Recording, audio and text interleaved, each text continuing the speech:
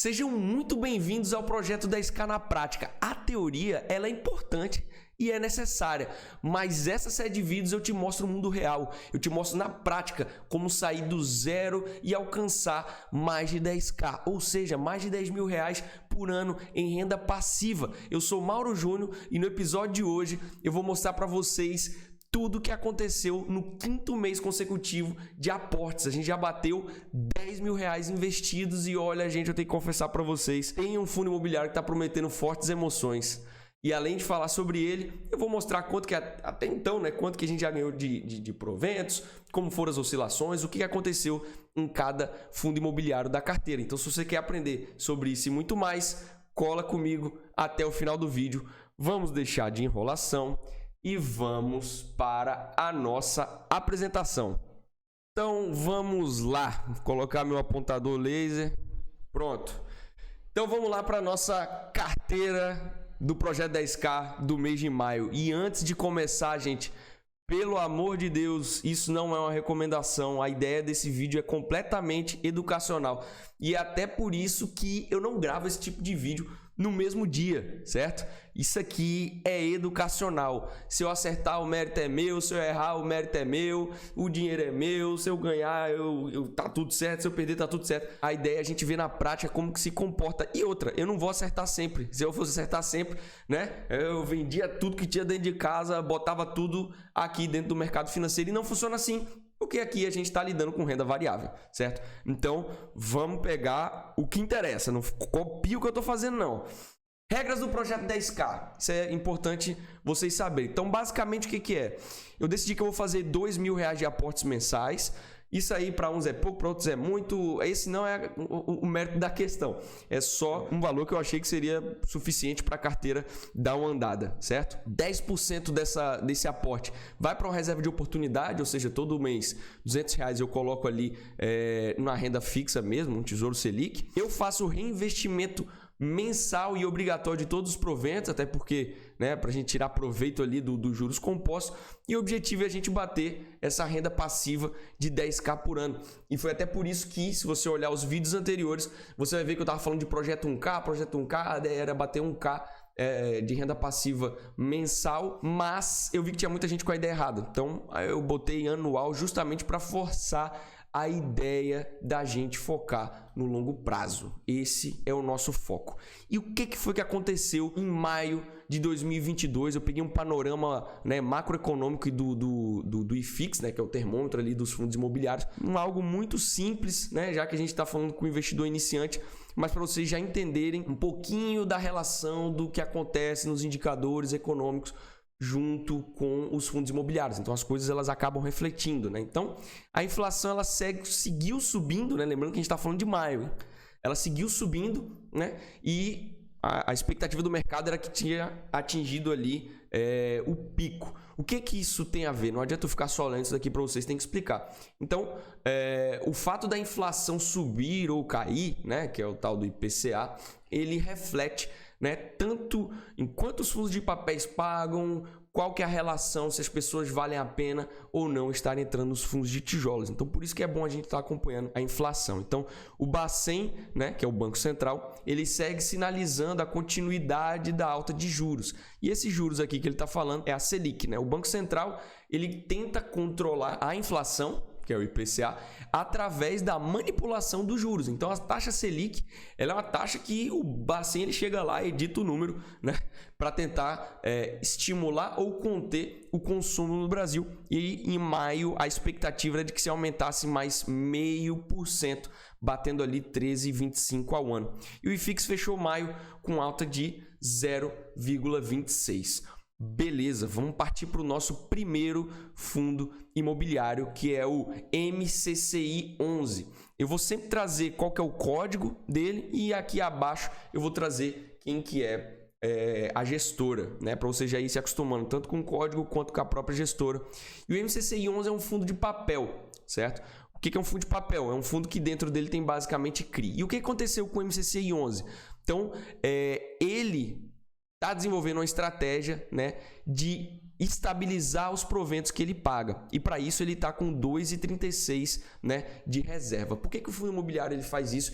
e é algo muito positivo para a psicologia ali do investidor. Os fundos imobiliários, eles pagam 95%, né, do lucro caixa semestral pra gente. Você concorda comigo que meio que tanto faz se ele pegasse tudo em junho e pagasse de uma vez, ou se ele pagasse um pouco no mês, mais num outro, menos do outro, porque no final das contas ele ia pagar os 95%, mas pra psicologia, pra cabecinha do investidor ali, né, a gente sabe que a galera meio que se desespera muito. É bom que exista essa previsibilidade dos proventos. Então o que o fundo ele faz? Ele faz uma conta prévia, você vai ver que vários fundos estão fazendo isso. Ele faz uma conta prévia, ele vê que ele consegue pagar tanto, ele vai juntando, porque eventualmente, quando tiver uma oscilação nos proventos, ele usa parte dessa reserva para estabilizar, para manter e completar os proventos. Então isso é fato extremamente positivo. E outro fato extremamente positivo é que 100% dos CRIs permaneceram adimplentes, ou seja, não tivemos grandes problemas aí com MCCI 11. No mês de maio, né, ele pagou aqui R$1 por cota pra gente. Outra coisa extremamente positiva, né? Os fundos imobiliários, eles, como ele paga 95% do lucro pra gente, fica difícil do fundo crescer. Então, para ele crescer, necessariamente ele tem que emitir novas cotas. É isso aqui que ele está falando. Os recursos captados na última emissão foram integralmente alocados em ativos-alvo. Isso aí é uma crítica que acontece muitas vezes a alguns gestores, porque o camarada ele capta o dinheiro e meio que não sabe o que fazer com o dinheiro. Então, quando a gente vê um fundo que captou e já alocou completamente o dinheiro, isso é um fato extremamente positivo, porque esse dinheiro está lá rendendo, né? Então, o MCCI 11 ele não é um fundo de papel puro, ele não tem somente CRI lá dentro. Isso é bom, né? Essa flexibilidade é muito boa. Ele tem outros fundos imobiliários. Então, ele diz aqui, houve uma contribuição de receita de aproximadamente 19 centavos. Então, desse R$1 aí que foi distribuído para a gente, 19 foi, né, de proventos de outros fundos de papel, sendo que 15 centavos foi de um ganho de capital. O que é o ganho de capital? É quando ele compra um fundo e ele vende com lucro. E é muito bom quando ele traz aqui qual que foi a taxa de retorno, que foi 32,9%. Você vai ver que eu tenho uma crítica a fazer a alguns fundos imobiliários, porque ele simplesmente traz assim: eu tive um ganho de capital de 497 mil. Pra gente, 497 mil é um valor bom. Tá, mas qual que foi o retorno? Porque se esse cara me colocou lá R$1 bilhão, 497 mil representa um percentual.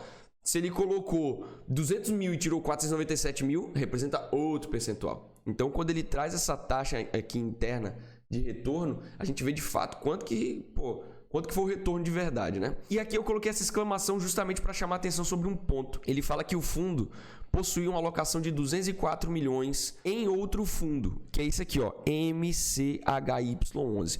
E qual que é a minha crítica, né? O meu ponto de exclamação que eu vou pesquisar é justamente o seguinte. Tá percebendo uma semelhança? MCCI para MCHY. O MCHY é um fundo que também é da Mauá Capital. E o grande ponto que eu tenho que prestar atenção, que eu vou pesquisar e que me falhou, né? Isso aí é bom que a gente tá sempre levantando esses pontos. É o seguinte, raciocina comigo. Eu tenho um fundo imobiliário de uma gestora que compra participação num fundo imobiliário da mesma gestora. A gente, quando compra um papel, uma cota de um fundo imobiliário, a gente está pagando taxa para o gestor, certo? O gestor não está trabalhando de graça. A grande questão é, se eu tenho um fundo que compra cotas de um fundo da mesma gestora, será que esse fundo está pagando taxa para ela mesma? Porque senão é um negócio muito estranho. Você concorda comigo? Imagina, eu tenho um fundo que eu compro da minha própria gestora e eu estou pagando milhões de reais de taxa de administração para mim mesmo. Não é um negócio que eu quero achar num fundo imobiliário. Então, esse detalhe me escapou e é uma questão que eu vou pesquisar. Vocês vão ver que, por exemplo, aqui mais para frente tem outros fundos que eles sim compram participação de fundos da própria gestora, mas ele se dá esse desconto, porque, né, é taxa em cima de taxa para a mesma pessoa, não faz muito sentido. Certo? E ele vem complementando aqui que outros FIIs de CRIs, né, tiveram esse yield on cost aqui de 12,9% e dividend yield de 12,1%. O que é isso aqui? Dividend yield on cost, né? Os relatórios eles vêm com as siglazinhas que é bom a gente saber o que é. Basicamente, a fórmula é muito simples. Se você pegar os proventos dividido pela cotação do fechamento do mês, a gente descobre o dividend yield. Quando eu pego o provento e divido pelo preço médio, a gente acha o tal do yield on cost. Sem ser muito teoricão, isso aqui eu tenho que entender o que do relatório? Que o preço médio de todos esses fundos imobiliários, quando eles pagaram os proventos para o MCCI, quer dizer o quê? Se o yield on cost está maior do que o dividend yield, quer dizer que o fundo ele acabou comprando com um preço menor, as cotações subiram e a gente está recebendo, né, um provento proporcional maior do que a cotação de mercado. Ou seja, o gestor, nesse aspecto, fez um bom trabalho. Ele conseguiu comprar as cotas num preço mais baixo, né? E aqui a expectativa do gestor é manter aproximadamente 5% do patrimônio nessa estratégia em outros fundos imobiliários, tirando o MCHY, ou seja, ele fica mais livre para ter mais daquele fundo que eu falei que é da mesma gestora, e isso é um ponto que eu tenho que dar uma pesquisada. Pontos aqui que eu achei bastante positivos, né? Ele é bem indexado, né? Se você for ver a inflação, ou seja, se o juro subir ou cair, a gente está aí com um cupom, né, que é uma gordura acima da inflação aí de 7,2, e você vai ver que, poxa, tem diversos tipos de fundo de papel. Tem fundo de papel que esse cupom ele é maior, tem fundo de papel que esse cupom é menor, justamente pela qualidade dos ativos que tem dentro dele. E aqui a gente vê algo que é quase que inevitável. A distribuição por região, eu gostaria que fosse maior, gostaria, mas São Paulo é o centro, né? Isso aí não é novidade para ninguém, o centro econômico do país, e naturalmente a maior parte dos melhores imóveis está por lá, e dos CRIs também, né? E a gente vê aqui que está, de certa forma, com a concentração em logística comercial, mas também tem outros tipos de CRI dentro. Então, enfim, tá com a distribuição boa, tá com a diversificação boa. Basicamente, não tem nada de ruim acontecendo com o MCCI. Vamos para o RBR11. RBRR11. Também um fundo de papel dessa gestora, certo? Sendo que qual que é a diferença desse fundo de papel? Ele é um fundo de papel high grade. O que é um fundo de papel high grade? A gente tem, né? A gente consegue categorizar em risco todos os CRIs. E o fundo de papel high grade, ele foca nos papéis de maior segurança, né? Então, se ele foca em mais segurança, eu fico mais tranquilo, mas ao mesmo tempo eu não posso esperar que eu vá receber muito mais dinheiro do que quem de um fundo de CRI que acabe pegando emissões, né, de cotas mais baixas. Então, o que acontece? Para vocês entenderem, se eu foco no lado verde da régua, né, eu tenho mais segurança, eu tenho mais previsibilidade e naturalmente eu vou acabar ganhando um pouquinho menos. Se eu foco no lado vermelho da régua, poxa, a chance de acontecer um calote é maior. Se eu tenho maior chance de calote, eu tenho que precificar isso. E esse preço reflete justamente nos proventos que eu recebo. Então, a tendência é eu receber mais proventos com maior chance de dar problema. Então, o RBRR11 é um fundo que ele foca aqui no lado esquerdo da régua e eu estou muito bem em relação a isso, né? Então, tá aqui, ó. Ele foca aqui em baixo risco de crédito, excelente componente imobiliário, lastro de ativos de ótima qualidade, estratégicas, né, localizações estratégicas e com alta liquidez e devedores, empresas extremamente sólidas, e é isso que eu busco nesse fundo de papel. Então, o gestor está fazendo seu trabalho, 91%, né, dos CRIs aqui são com um rating maior ou igual a A, então é isso que eu busco, né? E aqui o que é importante eu ver, né? Se a gente perceber, você lembra que o MCCI ele era IPCA mais 7 alguma coisa? E esse daqui é IPCA mais 6? Aí você vai pensar, pô, Mauro, você está colocando dinheiro num que rendeu menos. Ele vai render menos justamente por causa da qualidade. E eu não tô... Óbvio que eu quero que renda muito mais. Mas aqui eu justamente estou buscando me cercar de segurança nesse fundo de papel específico. E 82% das garantias estão localizadas em São Paulo justamente pelos motivos que eu já falei para vocês. Isso daqui é uma questão muito importante, porque a gente sempre tem que fazer um comparativo com um investimento seguro. Sempre que a gente for entrar na renda variável, eu tenho que pensar, beleza, e se eu tivesse investindo no Tesouro Direto, né, que é basicamente eu emprestar o dinheiro para o governo? Às vezes, por determinadas situações, você vai olhar, poxa, faz sentido eu comprar mais risco para eu ganhar menos do que no Tesouro Direto? Não faz sentido. Então aqui ele faz o comparativo justamente com esse. Por que ele trouxe esses dois comparativos? A gente está em 2022. Ele traz aqui a expectativa se os juros se mantiverem do jeito que o mercado está achando. A carteira né, dos CRIs de 2022 dentro desse fundo tem uma expectativa de render aí 15,09. E aí ele faz justamente esse comparativo entre o CDI e o IPCA. Então ele compara, o CDI está na casa de 13,47, ou seja, a gente estaria com um excesso aí de 1,43% e o IPCA 2022 está aí na casa dos 6,79%. A gente estaria com spread em relação à taxa de juros aí, né, a inflação estaria com spread aí de 7,78%. E quando a gente compara com 2026, e aí por que 2026? O RBRR11, a média dos CRIs que tem, né, em maio na carteira dele, tem um prazo para vencimento de 4 anos. Então, por isso que ele traz essa comparação aqui com a carteira 2026. Então, a expectativa do rendimento aqui dessa carteira de CRIs é de 12,93, né, até 2026. E ele faz justamente esse comparativo com CDI, IPCA e NTN-B. IPCA é a inflação. NTN-B é justamente o Tesouro IPCA com vencimento em 2026 e é justamente isso que ele traz de comparativo. Então, se a carteira está aqui com a previsão de 12,93, né, o CDI está com 12,07, a gente está com a gordurinha de 0,77. Se eu for comparar com a inflação, apenas a inflação, a gente está com um spread aí de 6,07. E agora comparando com a NTN-B 2026, que é justamente o Tesouro Direto IPCA com vencimento 2026, isso aqui é o cupom, ou seja, é o algo a mais, né? Se você parar para olhar lá no site do Tesouro Direto, ele vem dizendo assim, é Tesouro IPCA mais um percentual. Justamente esse 5,68, né, é em maio, né? Ele vem trazendo aqui as datas que foram consultadas.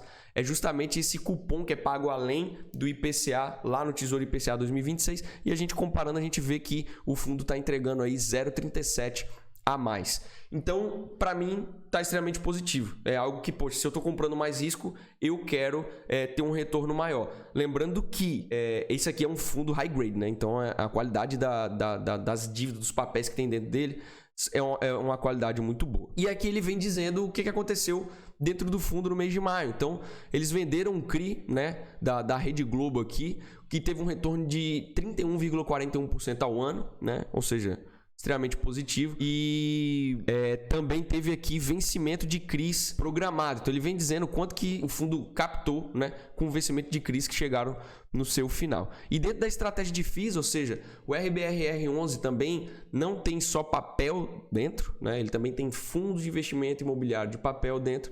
Ele vem dizendo que foi realizada uma venda aqui de Canip, né, e apurou aqui um ganho de capital de 86 mil. E isso aqui me chamou a atenção, porque olha só, poxa, ele vendeu 2 milhões e teve 86 mil.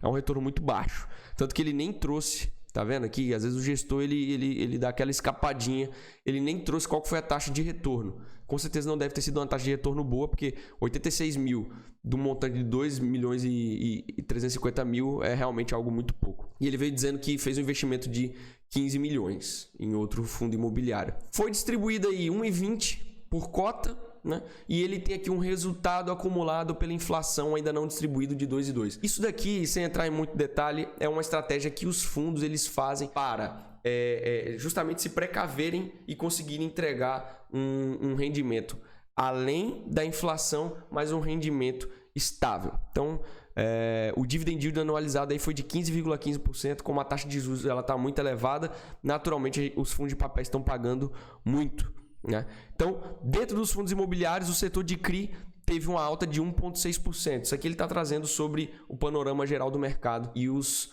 setores aqui de shopping foi o único de tijolo que teve uma performance positiva. Então, isso daqui é a coisa mais importante que a gente tem que entender, que é a dinâmica do mercado, dos ciclos de mercado. Se a inflação ela está mais alta, naturalmente, o que vai acontecer com o fundo de papel? O fundo de papel ele tem CRI dentro dele. Os CRIs eles são indexados ou ao CDI ou ao IPCA, né? Na sua forma mais básica, né? Tem outros indicadores também, mas basicamente são esses dois.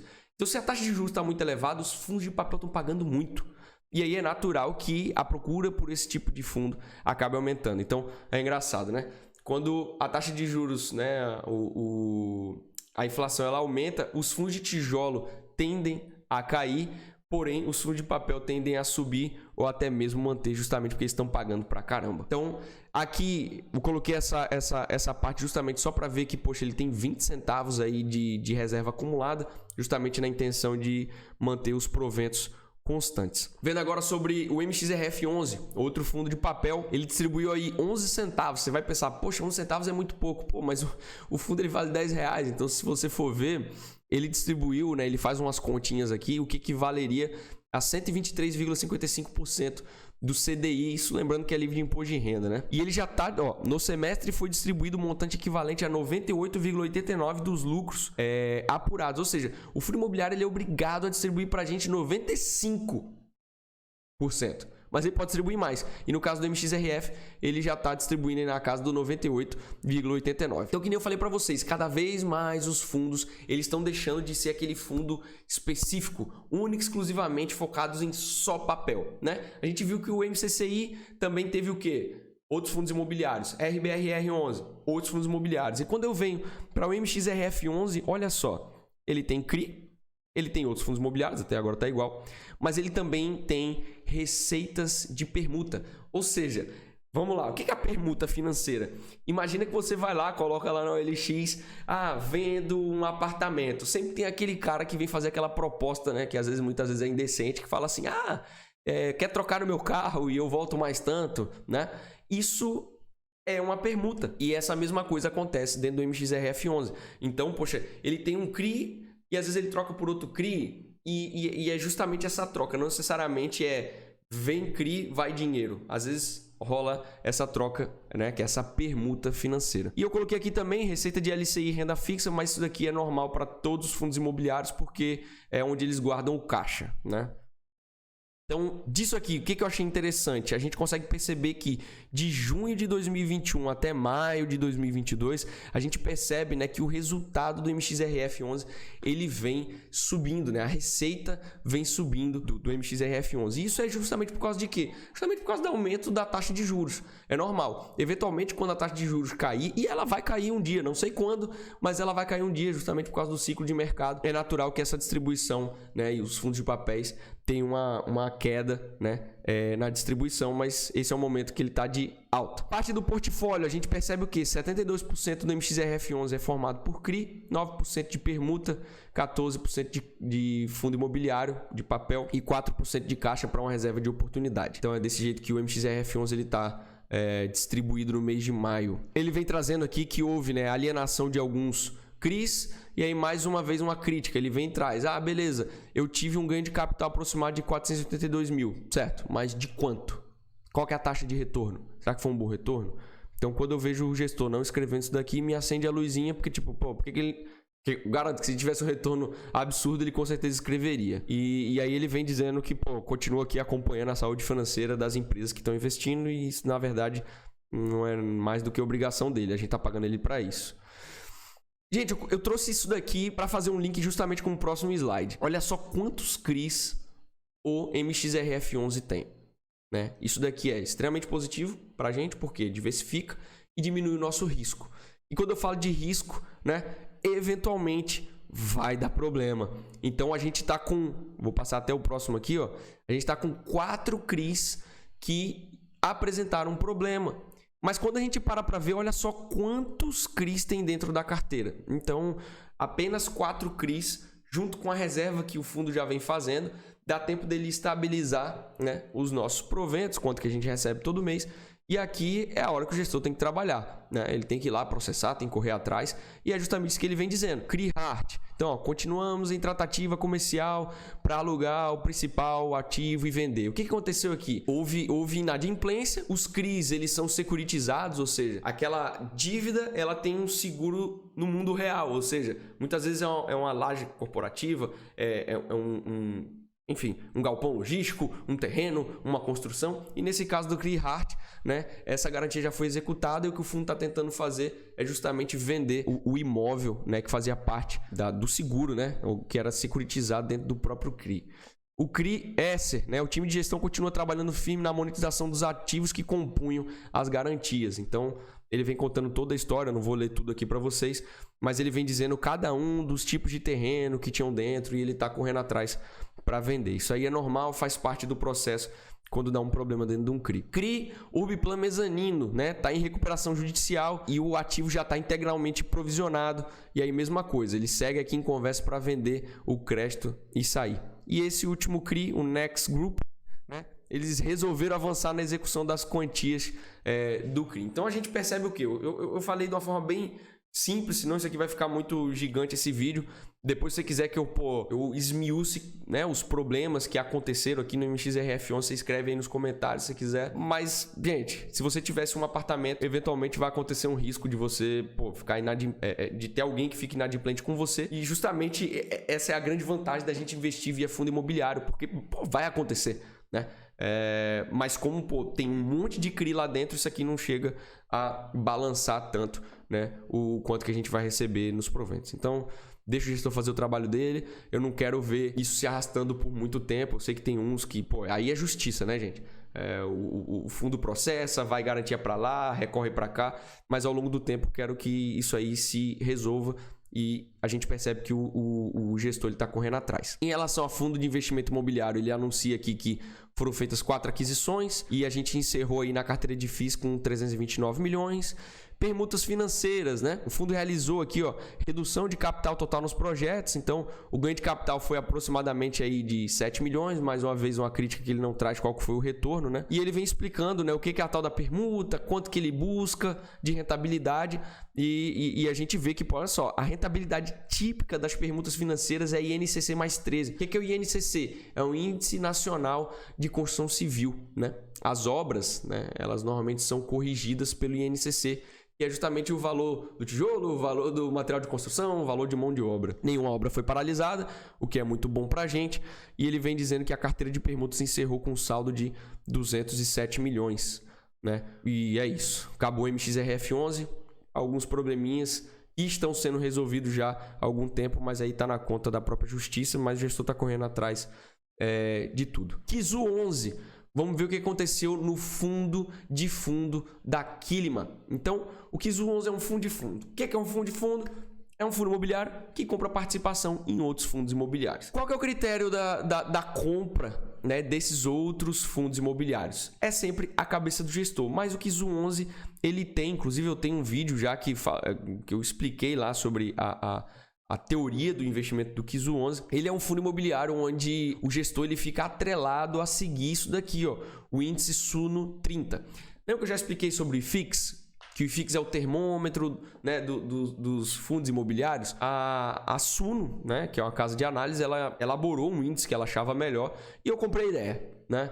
Eu vi lá qual que é a teoria da elaboração do índice Suno 30 e basicamente o índice Suno 30 são 30 fundos imobiliários divididos iguaizinhos. Então é 3,33% para cada tipo de fundo imobiliário que seguem as regras lá que a Suno falou. É um ano pagando proventos, tem que estar presente no IFIX, eles não podem ser FOF, tem as regrinhas lá. E aí qual que é a diferença, né? O que acontece aqui no KIZU 11? O KIZU 11, o gestor ele é livre para não seguir o percentual de 3,33, que nem eu expliquei, né, assim, a concepção do índice Suno 30, mas ele é obrigado a seguir os 30 fundos do índice. Então, vamos ver o que aconteceu no KIZU 11. Então, os fundos de fundo andam muito descontados. Isso é natural. No momento de taxa elevada, que nem eu falei para vocês, a tendência é que os fundos de papéis paguem mais, os fundos de tijolos diminuam o valor da cotação, justamente porque vale mais a pena às vezes você ir para uma renda fixa do que comprar um fundo de tijolo. E poxa, se o FOF, né, que é o fundo de fundo, tá cheio de fundo dentro dele, no momento de elevação de taxa, é natural que as cotações, né, o valor patrimonial, o valor de mercado do FOF, ele caia bastante. Então o FOF é um tipo de fundo que acaba sofrendo bastante no momento de elevação de taxa. E ele vem dizendo justamente isso, que o KIZU tá com desconto aí de 16,8% em relação ao seu valor patrimonial. E ele vem trazendo que 94%, né, da carteira está alocada, então ele guarda um pouquinho ali em caixa para eventuais oportunidades que surjam. E o fundo pagou aí 0,075 reais, né? Ou seja, 7 centavos e meio de proventos foram pagos. Lembrando que o Kizu 11 é um fundo que gira em torno ali da casa ali de 7, 8 reais, né? E o dividend yield foi de 12% ao ano. E mesma coisa, né? Há lucros represados justamente para estabilizar os proventos que a gente recebe. Então isso é uma prática muito comum dos gestores dos fundos. Então, se a gente olhar aqui, ó, essa é a alocação do Kizu 11. São todos esses fundos. E aí você percebe que tem desde 1,6% até 3,8%. O Suno 30 ele mantém todo mundo em 3,33%. Aqui a gente já percebeu que o gestor ele deu uma pesada de mão um pouquinho mais em fundos de papel, que nem o IRDM, que nem o MXRF, enfim, justamente por causa do momento, né? Já que os fundos de papel estão pagando bem. A gente vê aqui a distribuição por setor, né? Olha só, naturalmente ele acabou dando um peso um pouco maior para papel, justamente para tirar benefício desse momento, né? E estamos aí com 5,6% em caixa, o que é um valor normal aí no mercado, justamente para uma reserva de oportunidade. Então, sem grandes variações. E aí eu quero mostrar para vocês o seguinte, esse aqui é algo que chama atenção, ganho de capital. O que é o ganho de capital? O ganho de capital é quando o gestor, no caso de um fundo de fundo, ele compra um fundo a R$100 e ele vende lá por 120. Esses R$20 é um ganho de capital. Só que olha só que engraçado. Em setembro de 21, você vê que esse ganho de capital está para cima. De fato, foi um ganho de capital. E aqui a gente vê que ele está para baixo. Ou seja, na verdade, não houve um ganho, né? Houve um prejuízo, né? Mas ele continua escrevendo ganho de capital e ele só colocou abaixo da régua. Então, assim, são as minúcias que você tem que aprender a ver, porque senão você fica sendo lido, né, no relatório. Então, o Kizu 11 não teve grandes coisas, né? Vamos agora para o Vino. Vino 11. Vino 11 é um fundo de laje corporativa. E aí o que acontece? Estamos saindo da pandemia, os fundos de laje foram os que mais sofreram durante a pandemia, e aí a gente consegue perceber que os gestores eles estão bem otimistas com a retomada, né? Com o término da pandemia, a retomada dos postos de trabalho para os escritórios. Então ele vem dizendo, ó, crescimento de demanda por espaços flexíveis de trabalho, coworking, né? No portfólio do Vino, conta com 3 unidades de coworking, sendo uma da CoW Coworking, eu não sei se é assim que fala, e 2 da WeWork. O que interessa pra gente é ver isso daqui. Olha só, de agosto até maio, olha o que tem acontecido com a taxa de ocupação desses espaços de coworking. Nitidamente, a gente tá vendo uma retomada aí da utilização dos espaços de coworking, a procura, né, pelas lajes corporativas de volta. E aqui a gente vê, né, o histórico de distribuição. Ele vem distribuindo aí na casa aí dos seus 34, mas naturalmente esse valor já era bem maior, era um pouco maior do que isso no período da pandemia. Então a gente quer ver justamente uma retomada, né, um crescimento aí dos proventos nas lajes corporativas, mas é o que a gente tem que ter um pouco de paciência. O que eu quero mostrar para vocês com isso daqui? Olha só, aluguel médio dos contratos. Isso me chamou bastante atenção. O aluguel médio dos contratos do mercado tá aí na faixa aí dos 107. E quando a gente vê o Vino, tá na faixa aí de 92. Isso é bom ou isso é ruim? É algo a se pensar. No longo prazo, a tendência é, à medida que os aluguéis forem vencendo, a tendência é que os aluguéis vão sendo corrigidos pela inflação. Então a gente percebe o quê? Se os aluguéis do Vino estão abaixo do mercado, naturalmente vai existir uma procura maior por esses espaços. E também a esperança é de que ao longo do prazo, né, ao longo do tempo, esses aluguéis vão sendo também corrigidos. E isso é bom para a gente, porque é uma expectativa, né? Tudo expectativa. Tudo que eu estou falando, a gente não consegue afirmar tudo de certeza, né? Isso aqui é um cenário que a gente trabalha. A expectativa de que no longo prazo, à medida que o valor dos aluguéis vão sendo corrigidos, a gente vai ganhar naturalmente mais proventos mensais em relação ao Vino 11. Então essa é uma expectativa que eu tenho em relação a esse fundo imobiliário. E quando eu vejo a taxa média de ocupação, né, o Vino está aí com 95% de ocupação, ao contrário do mercado que está com 75%. Então, isso aqui é algo que eu quero ver. Eu quero ver o fundo de laje, né? Qualquer fundo, a gente quer ver isso, né? Um fundo bem ocupado e a lógica por trás disso daqui, do aluguel de mercado comparado com o aluguel do Vino, é justamente essa que eu expliquei para vocês anteriormente. Ele vem trazendo aqui uma estimativa de distribuição de rendimento, é ficar na casa de 32 a 36, e os fundos eles sempre escrevem, né? Isso aqui é uma expectativa, nada é garantido, então o fundo nem pode afirmar um negócio desse, porque senão ele vai estar incorrendo em problema de legislação. Então, mas isso aqui a gente já consegue trabalhar com uma certa expectativa de que os proventos do Vino 11 vão ficar aí na casa de 32 a 36 centavos. E a inadimplência, estamos com 0 de inadimplência. Isso é algo que a gente quer ver, isso é algo que é saudável dentro dos fundos imobiliários, é coisa que a gente procura. GGRC11 é um fundo aí da Zagros Capital, que é um fundo logístico e industrial. E uma característica muito específica dele é que ele foca completamente em contratos atípicos, que são o quê?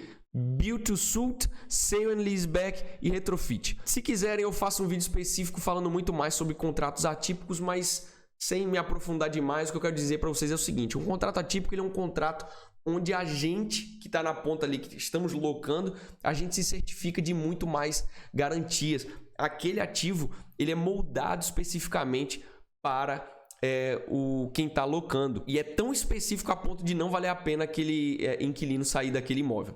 Então a gente se cerca de muitas garantias, que nem esse aqui, ó, Build to Suit, é algo que foi construído sob medida para um determinado locador. Não vou entrar muito específico, se você quiser que eu faça um vídeo explicando aí a diferença entre contrato típico e atípico, vocês me avisem, mas o que interessa nesse vídeo é GGRC11, ele é um fundo, né, que tem aí, ó, 20 contratos de locação 100% atípico. E ele está assim distribuído: 52% para logístico e 47% para industrial, e está bem distribuída aí em diversos ramos da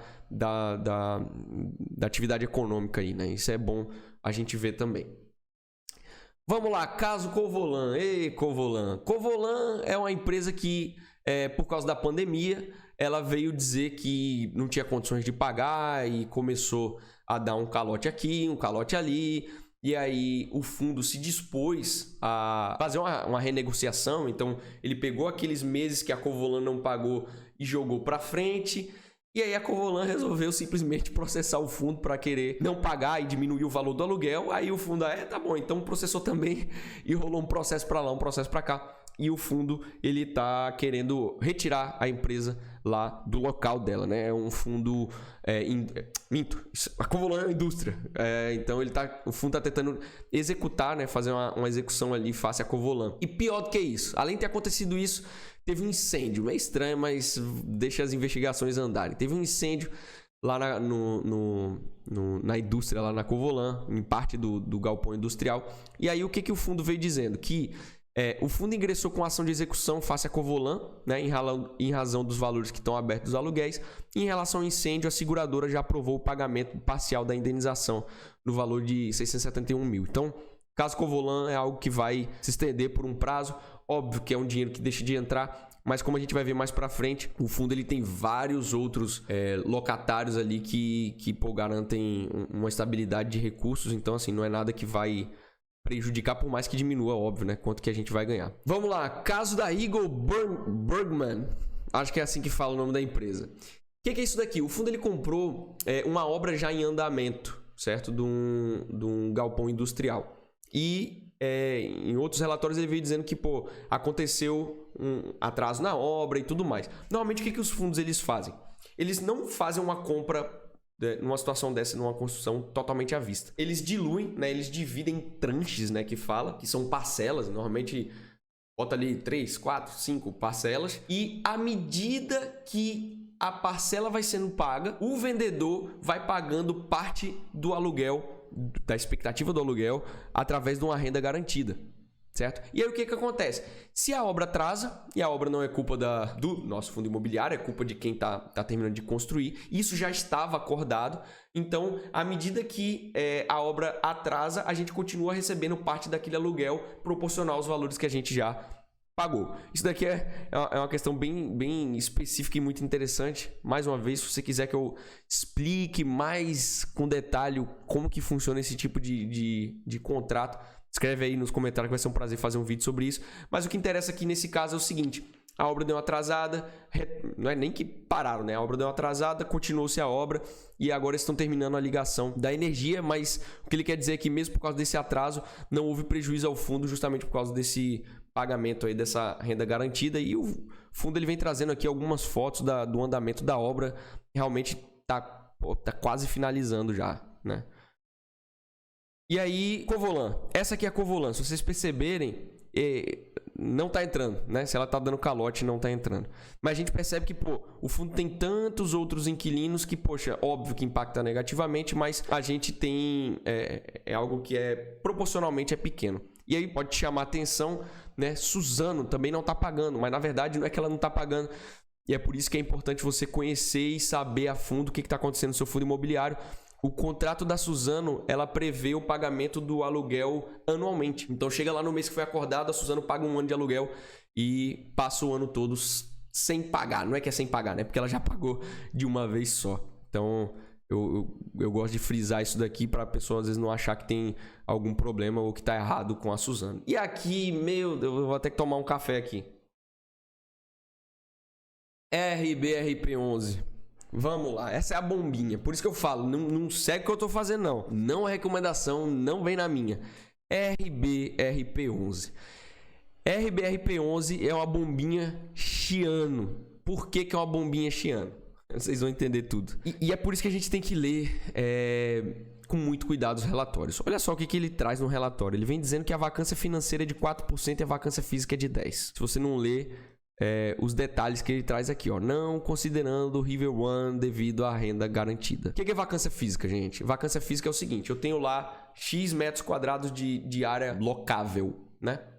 O percentual de área locável que não está locada é vacância física. Vacância financeira é em relação ao valor que o fundo tem de expectativa de receber.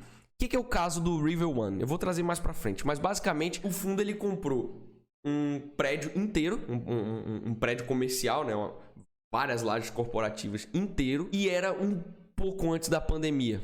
Ninguém sabia da pandemia ainda. E aí o fundo comprou, estava terminando a obra, a expectativa era de locar rápido, localização boa, prédio LEED Gold. Inclusive, mais uma vez, se você quiser que eu traga, na verdade, esse é um que eu vou trazer, falando detalhe por detalhe do que está acontecendo no RBRP11, e simplesmente eles não conseguiram alugar. Por quê? Porque veio a pandemia.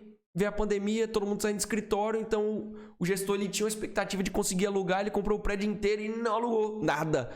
E aí tinha uma renda mínima garantida, mas até agora ele não alugou. E a renda mínima garantida vai vencer, se não me engano, em setembro ou outubro agora de 2022. E, gente, quando vencer esse negócio, as cotações elas vão despencar, com certeza. Porque até então eles não conseguiram alugar. E aí a gente vai ver qual que é o discurso do gestor nessa situação. Então, olha só, notamos uma contínua melhora nos fluxos de pessoas nos prédios do nosso portfólio. O período foi muito bom em termos de visita no Mário Garneiro no River One. Acreditamos que o movimento deva continuar em junho. Nos últimos meses falamos sobre o efeito transbordo. Gente, se tem áreas que são muito mais procuradas, vai chegar um momento que naturalmente os preços vão subindo e das duas uma. Ou a empresa ela chega e não tem mais vaga, ou ela fala, opa, peraí, isso aí eu não pago, né? E aí o efeito transbordo é justamente, peraí, então se eu não tenho condições de pagar esse valor, ou não tem mais uma área que eu desejo, eu vou ter que ir para um local que seja próximo dos principais centros. E é justamente isso que ele tem falado todo santo mês, né? Desse efeito transbordo, né? É a tendência da ocupação das áreas adjacentes às áreas que são mais procuradas lá em São Paulo. Então, ó, conforme o preço sobe e as áreas ficam escassas na região da Faria Lima e Itaim, começam a buscar áreas adjacentes. Foi justamente o que eu expliquei. Continuamos a trabalhar para reduzir a vacância do fundo, principalmente no River One, que está tipo 93% vazio, né? Dividendos. Então, o fundo distribuiu aí 45 centavos por cota. Aí você viu, ó, 70% CDI, né? É bem abaixo. Aí você viu o dividend yield de 9%. É por isso que o investidor iniciante ele se lasca, porque ele se baseia aqui no dividend yield. Ó, o dividend yield de 9, certo? É dividend yield de 9, mas qual que é a fórmula do dividend yield? É provento dividido pelo valor da cota. Quanto maior o provento, maior o dividend yield. Mas quanto menor o valor da cota, maior o dividend yield. Então, normalmente os fundos, quando eles estão com problema, o valor da cota vai estar mais baixo. E aí você vai estar olhando o dividend yield alto, e ele não é alto por causa do numerador. Ele é alto por causa do denominador. E esse é o caso justamente do RBRP11, que é uma bombinha chiando. Então, o portfólio fechou o mês com 10 ativos, vacância de 10%. Viu a esperteza do gestor? Aqui atrás, vou até voltar, ele traz aqui, ó, vacância de 10% não considerando, né? Vacância de 10%, não é vacância de 10%, é muito mais a vacância, certo? É porque ele não considera o River One justamente por causa da renda mínima garantida que estava dentro do contrato de compra, mas isso é uma parada bem fake, né? E eu vou fazer um vídeo justamente sobre isso para, enfim, alertar e ver que o bicho vai pegar nos próximos meses, com certeza. Então tá aqui, o bom e velho River One. Olha aqui o prédio. É um prédio excepcional. Aí você vai perguntar, tá, Mauro, com tudo isso chiando, com tudo, por que você fez isso? A minha tese é... Eu tento me cercar de várias garantias em todos os fundos que eu compro, mas eu tenho um pezinho levezinho ali com um pouquinho mais de risco. E o River One não, né? O RBRP11 é um desse, né?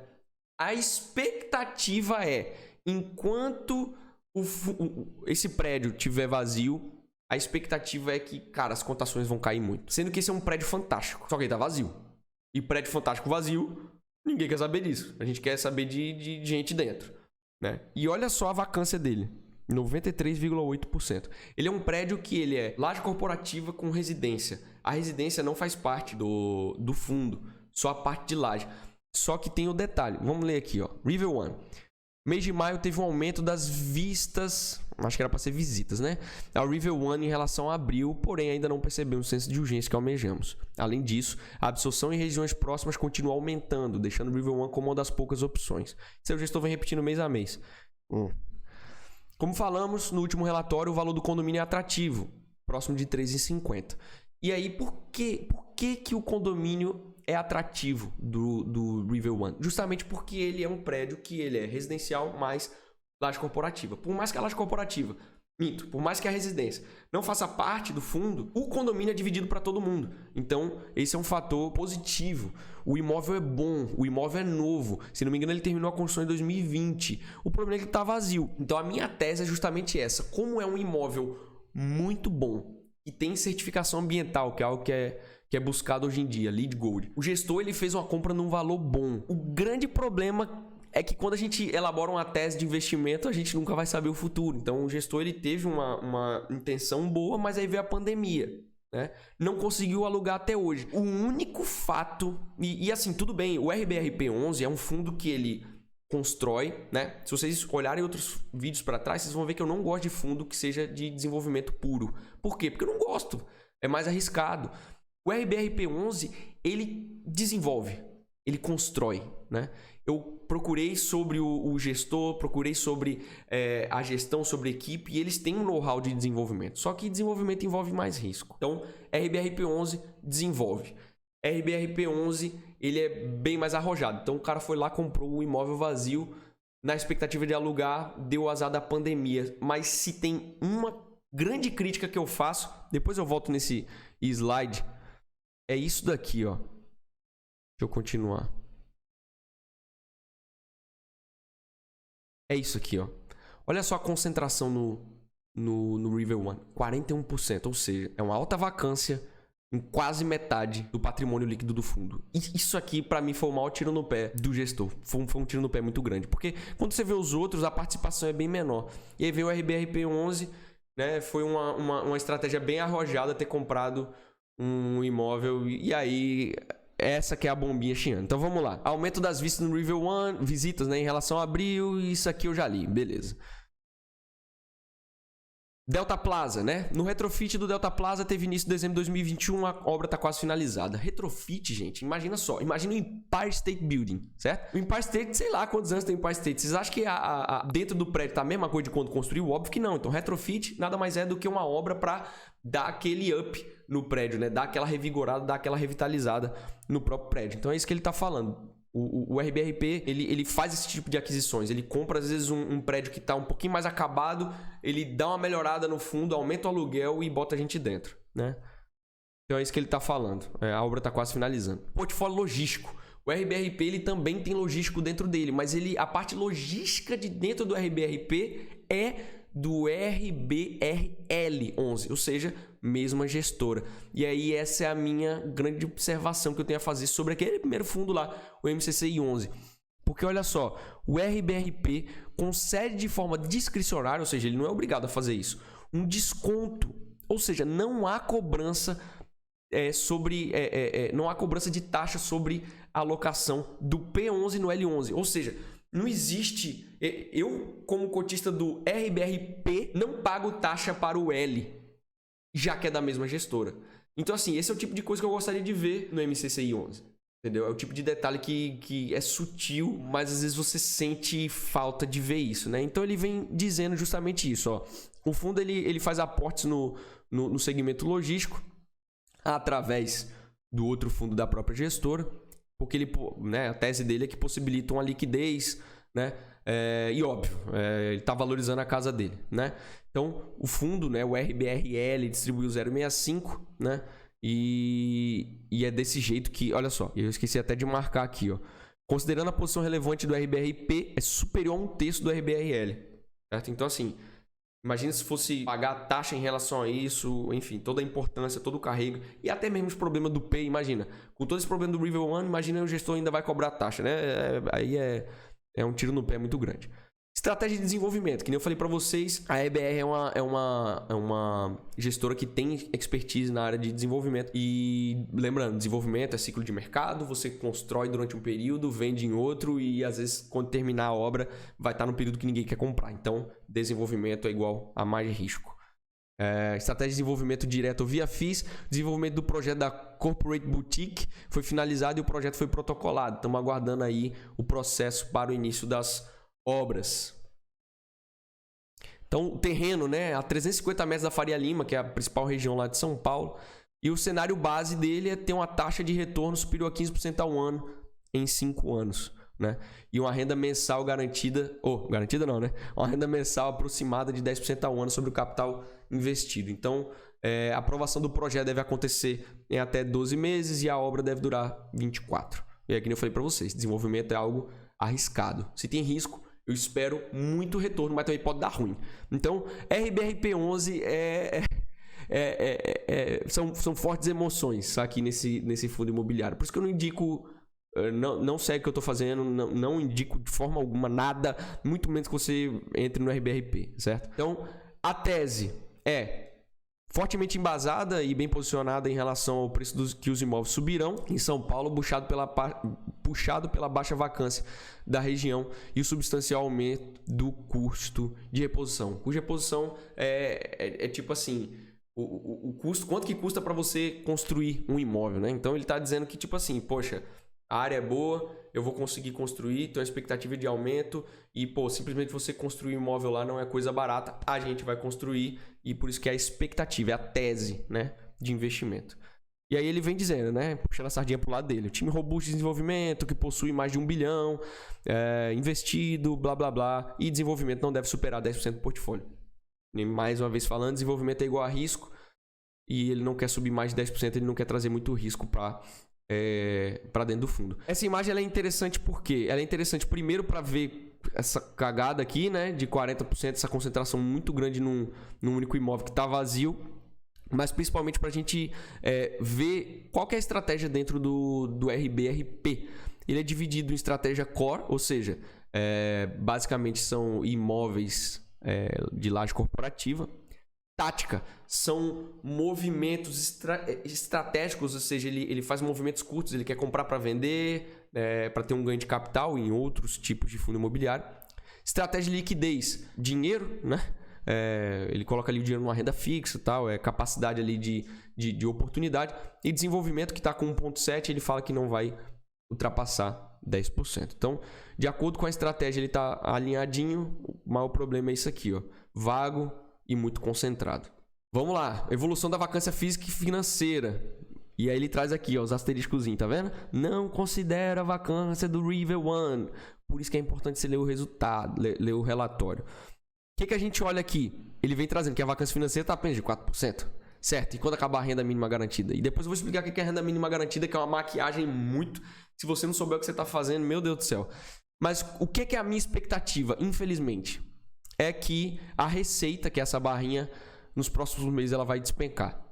Ela vai despencar. E despencando a receita, naturalmente vai trazer os valores abaixo. Como eu estou dando esse voto de confiança no gestor, como eu estou dando um voto de confiança nessa tese que é bem arrojada para um longo prazo, e eu estou com um percentual de RBRP11 na minha carteira que eu fico confortável, tudo para mim, não para você, eu já meio que percebo, tudo bem, pandemia foi aqui, teve a recuperação, e o que a gente percebe na cotação do RBRP? Tá caindo. E a tendência, sinceramente, é que caia muito mais depois que acabar a renda mínima. Porque tem tanta gente que tá lido no relatório do RBRP, com certeza, porque entrou, sei lá pelo quê. E aí quando o preço pecar, meu Deus, aí vai vender e aí é desespero, o povo vai vender mais e vai ser desespero total. Mas vamos ver se a minha tese para esse caso vai estar correta. A minha expectativa é que eu tenha, no longo prazo, né, que, poxa, o prédio é bom, que se loque e que eu tenha, além, né, de voltar a ter os proventos mensais recebendo, que eu tenha uma possibilidade de ter um ganho de capital expressivo, mas é risco. Bem, partindo para o nosso último fundo, é o VISC11, que é um fundo de shoppings.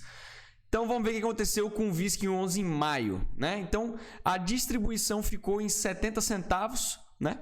E o resultado gerado foi de 56 centavos, impactado pela despesa financeira que aconteceu por causa do pagamento do Praia da Costa, de 12 centavos. Excluindo esse fato não recorrente, que é específico, né? Foi pontual, o fundo gerou 0,69. Aí você vai pensar, pô, mas espera aí, como é que ele distribuiu 70, né? Se ele gerou 69, descontando 12, na verdade era 56, justamente por causa dos resultados não distribuídos. Como eu já falei mais de uma vez nesse vídeo, os fundos imobiliários eles têm o costume de fazer, né, de acumular esse tipo de resultado justamente para manter uma constância de pagamentos para a gente. E ele vem trazendo, ó, apresentamos a nova estimativa de rendimentos, que passa a ser uma distribuição mensal até dezembro de 2022 entre 0,68 e 0,72.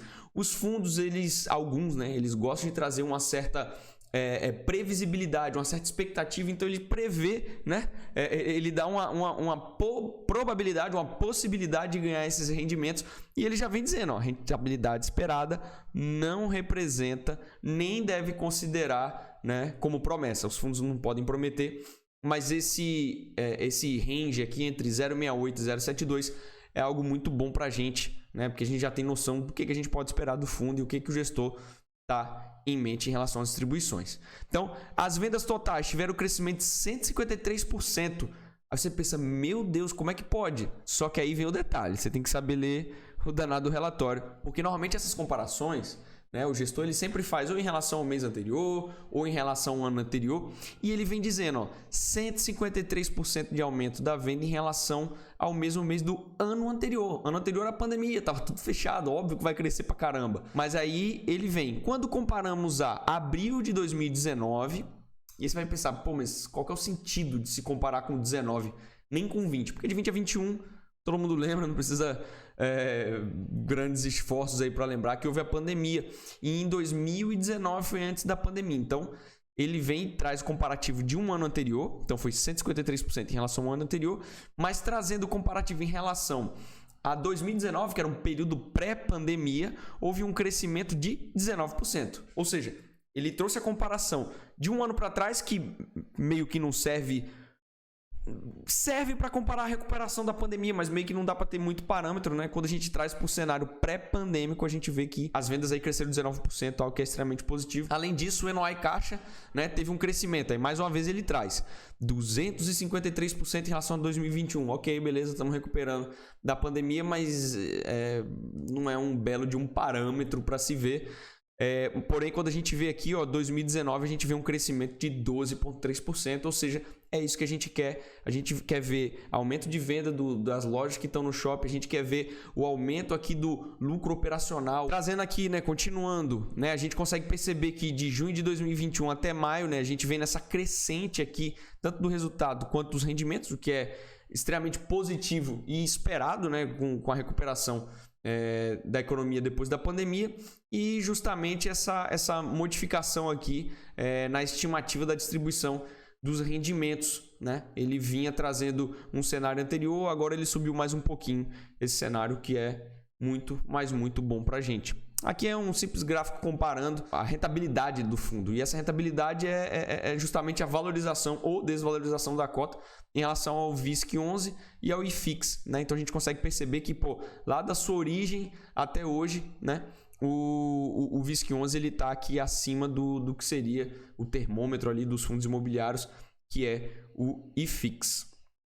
Beleza, agora eu vou ter que trocar minha câmera para o outro lado, porque aqui eu vou ficar em cima dos números.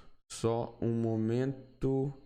Pronto, tá trocado. Agora eu vou trazer para vocês o comparativo aqui. Comparativo não, né? Vou trazer aqui para vocês quanto e quais foram as compras que eu fiz aí no mês de maio, né? E por isso que eu tirei minha câmera de cima. Então, caixa R$200, como eu falei, né? 10% de todo o valor que eu faço de aporte, né? Daqueles 2.000, 10% eu faço de caixa para uma oportunidade.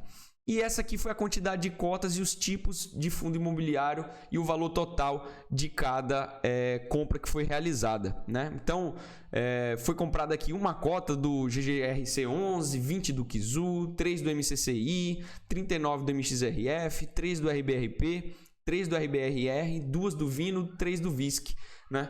E isso aí, obviamente, já somando os proventos que eu recebi do mês anterior junto com um aporte de 2.000, tirando 200 para a caixa para uma eventual oportunidade que venha surgir, né? Deixa eu trazer de volta para cá. Ok. Então bora lá. Agora mostrando para vocês a composição da carteira por ativo.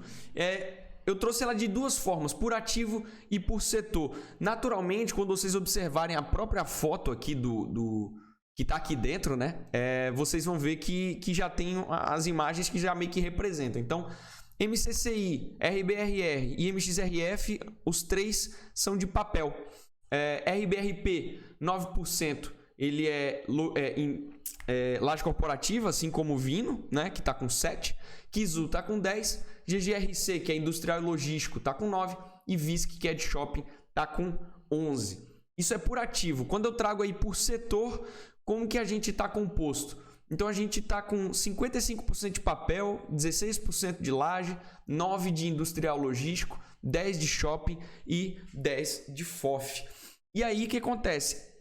Essa aqui é a minha composição alvo, certo? Basicamente 55% de papel, 10% de fundo e o restante eu dividi igualmente para os outros três setores.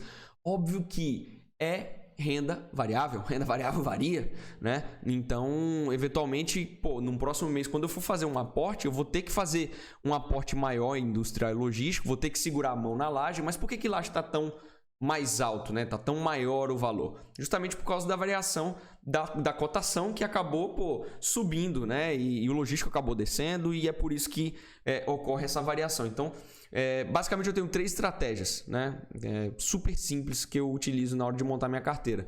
Uma, utilização ali, o benefício da bola de neve dos proventos, ou seja, eu reinvisto religiosamente todos os proventos que eu recebo. 2, montar meu timezinho de futebol, ou seja, diversificar. 3, fazer o rebalanceamento, e é justamente tentando trazer, uma vez que eu já tenho um percentual específico, que é meu, não siga esse percentual, cada um tem o seu percentual, certo? Eu tento fazer esse rebalanceamento toda vez que eu faço aporte. Então, no próximo mês de agosto, eu vou tentar justamente fazer um aporte, um depósito para balancear, né? Quem está mais baixo subir, quem está mais alto diminuir ali o percentual de participação na minha carteira.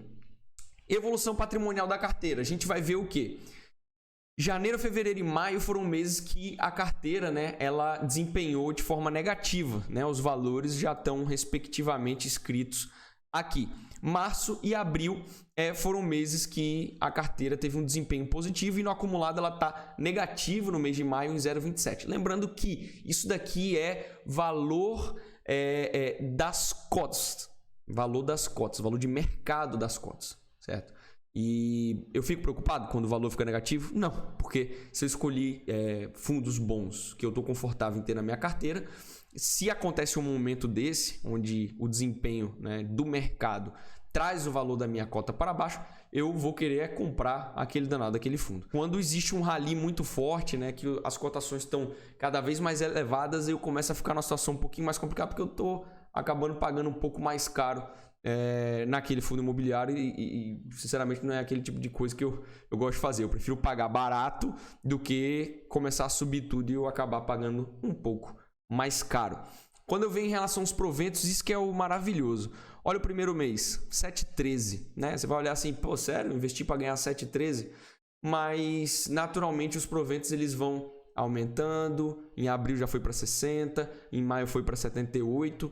A gente já está no acumulado 213,93. E aí é isso que eu queria mostrar para vocês. Consegue perceber que os proventos vêm no acrescente, né? Tem mês que, por exemplo, ele basicamente dobrou e já estamos aí com 213. 213 dá para comprar 21 MXRF, dá para comprar 2 MCCI, certo? Então, basicamente, eu estou ganhando cotas de graça. Não é muito bem ganhar de graça, porque a gente está investindo, mas o que eu quero dizer para vocês é que esse é um lado extremamente positivo dos fundos imobiliários, que é justamente a gente poder contar com essa renda passiva, né? Isso aqui é renda passiva. Eu simplesmente estudei o fundo imobiliário, coloquei, investi, eu literalmente vou esperar o tempo e, enfim, se não tiver uma inadimplência, se não tiver uma vacância, esse dinheiro vai cair para mim todo santo mês e a tendência é esse dinheiro ir aumentando. Essa é a tendência, não é nada garantido.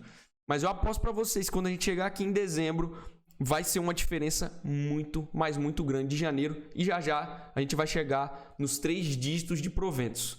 Qual mês será que vai? Será que junho já passa? Ou a gente vai chegar em julho para ver esses proventos aumentando, né?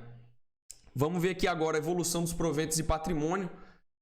Eu trouxe um gráfico. Deixa eu tirar a minha imagem daqui da frente para vocês conseguirem enxergar tudo. E eu vou deixar somente a minha tela. Eu vou sumir por um período, mas a minha voz vai continuar aqui, certo? Então o que eu queria mostrar para vocês, olhem só como que tá o patrimônio. Se eu faço aportes constantes de 2.000, é natural que o patrimônio ele acaba, né, evoluindo aí numa linha reta.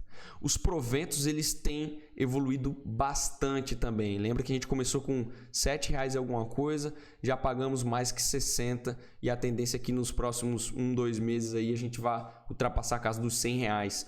Caixa, em janeiro eu tinha feito um depósito, mas aconteceu, deu em janeiro mesmo já utilizar essa reserva de oportunidade e agora a gente está aí na faixa dos R$400 em caixa.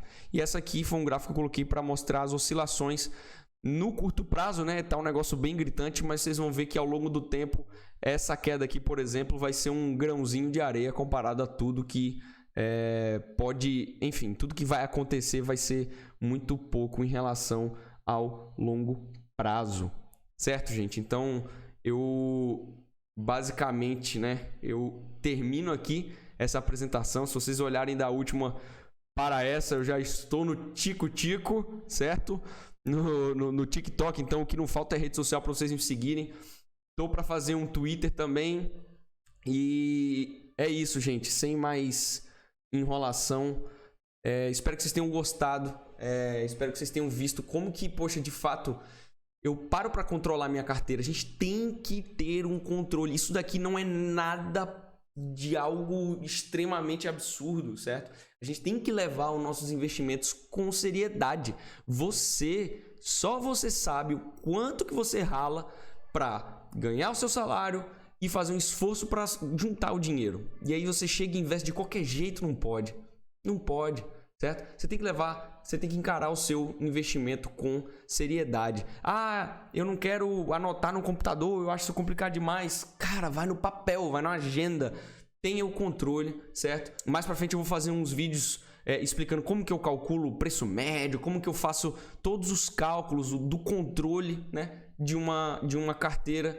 E é isso, gente. Espero que vocês tenham gostado. Eu não costumo pedir para que vocês sigam, curtam, compartilhem, mas vou começar a pedir porque isso daí, se eu de alguma forma estiver ajudando vocês, com certeza isso me ajuda, porque o YouTube ele entende, o algoritmo louco dele aqui vai distribuir esse vídeo para mais gente. Então é isso. Se tiverem sugestões, críticas, dúvidas, qualquer coisa, escreve aqui embaixo e eu espero vocês no próximo vídeo. Valeu!